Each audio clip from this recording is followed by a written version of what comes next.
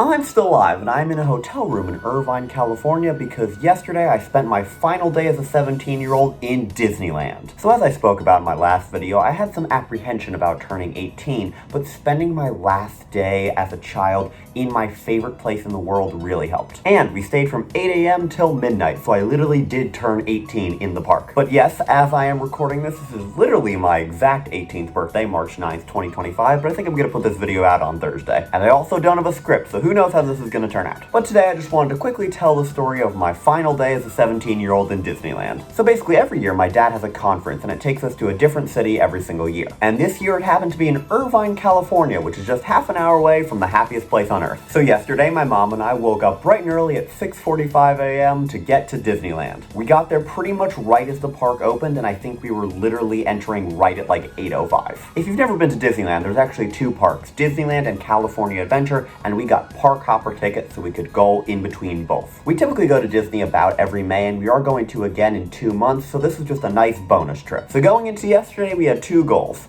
have fun and turn 18 in the park. So Disney can get pretty crowded around the middle of the day, but at the start there's pretty much no one. I mean, of course there are still a lot of people, but the wait times are like 5 or 10 minutes for almost every ride. So we started out by going to Tomorrowland, we went on the Astro Orbiter, we did Star Tours, and we did Astro Blasters. Then we went on Space Mountain, which made me look like this last year. And I'd actually never been on Space Mountain when it was actually called Space Mountain. I'd only done the Hyperspace Star Wars version. But after that we went on a couple more rides, then we headed over to Galaxy's Edge. And if you've seen my videos about Disneyland before, you would know that my favorite ride is called Smuggler's Run in the Star Wars area, Galaxy's Edge. It's incredible, and the 3 times we've been to Disneyland since it's been there, I've been on it 19 times. My favorite thing to do is being the pilot, and I love to control it going left and right when you are literally flying the Millennium Falcon. And my streak continued this time, and I was pilot both times I went on it. Also, by the way, if you're ever on Smuggler's Run at Disneyland, the easiest thing to do if you want to control it more is to be really deliberate and slow. Make small movements and it'll be a lot easier than trying to way oversteer. After that, it was starting to get a lot more crowded, so my mom and I had lunch, then we went over and did a tour of Walt Disney's apartment. If you don't know, he had an apartment in Disneyland, and it was really interesting for me to learn about it because I actually want to work for Disney. That took about an hour and a half. We went and did the Haunted Mansion afterward, which I'd actually never been on before, and then we switched parks. Oh yeah, and I forgot to mention this, but earlier we did Big Thunder Mountain, which is a ride I'd actually never been on before, and it was invented by my favorite Imagineer, Tony Baxter. So after we switched parks, we realized that California Adventure was super busy. Disney kind of gets really crazy from 2 p.m. to 6 p.m.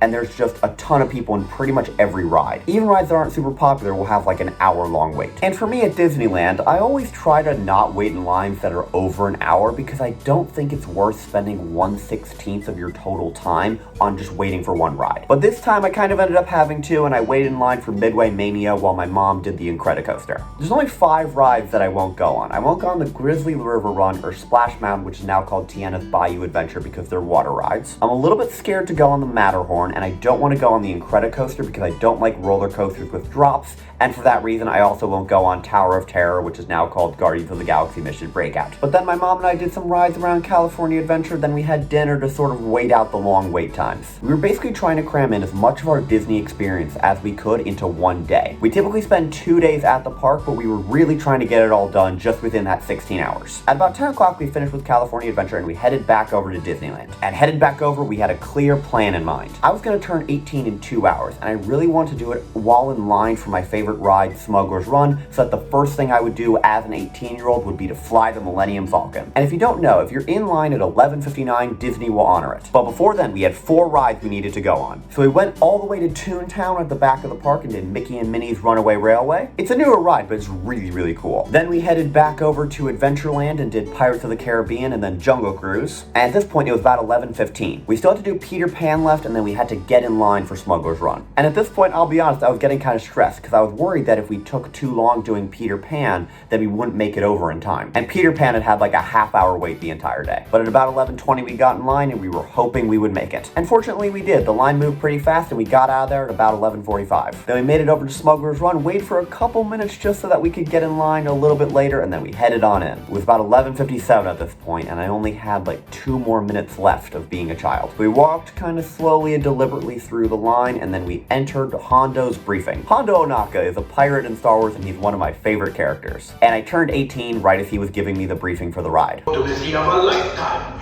I need flight crews to transport this valuable merchandise across the galaxy. Then we headed on in. It was literally just me and my mom left. There was no one else in all of Galaxy's Edge. So we got to be alone in the Falcon and we flew it to victory. And let me tell you, I don't think I could have started off being 18 any better. Turns out 17-year-old me was right. I really can fly. Boom, cohesiveness between the two videos. All right, well, I actually need to go play table tennis and foosball with my family. So thanks for watching, and Nate, I'll see you on Tuesday.